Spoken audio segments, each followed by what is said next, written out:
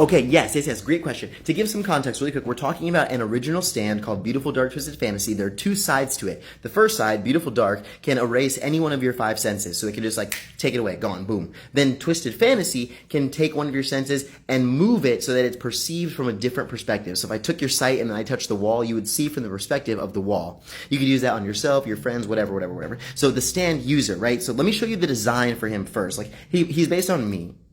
But that said, so this is his pose, and the reason how he has that pose is because I bowl. I've bowled for like a really long time in my life. Bowling is really important to me. So his pose is actually like the finished form of like a bowl, like when you have really good form.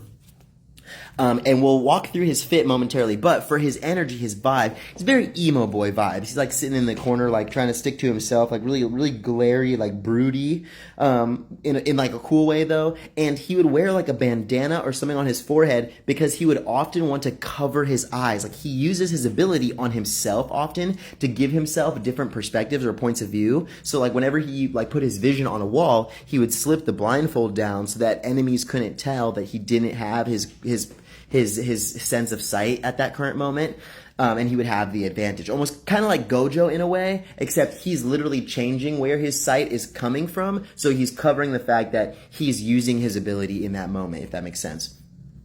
So it kind of be like emo boy, like I'm seeing like black bandana, but then on his face, he doesn't have like full skeleton makeup by any means. Here, let's look back at the design. So right, that middle like statement body piece, I don't know how that would work, but I'd love to make it. But literally, it's like pieces of white fabric that like drape off of him. Like he would wear like a shirt almost, except it just drapes. So he doesn't have a shirt on, and I'd want him to have like cool tattoos or something underneath, kind of like Bucciarati does.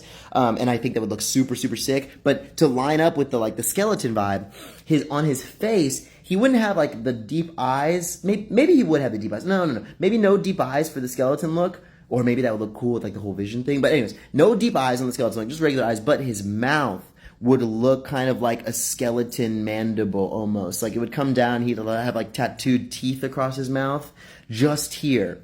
And it would just increase like the scariness of it. If you can draw this or you like understand what I mean, like I would love to see how you would interpret this. But looking back at the design, right? So we've got that piece. He's got this like half cape, like over the shoulder thing. I definitely want him to keep that. And it's kind of like a shawl, except in the back it has like a tuxedo, like penguin tail almost.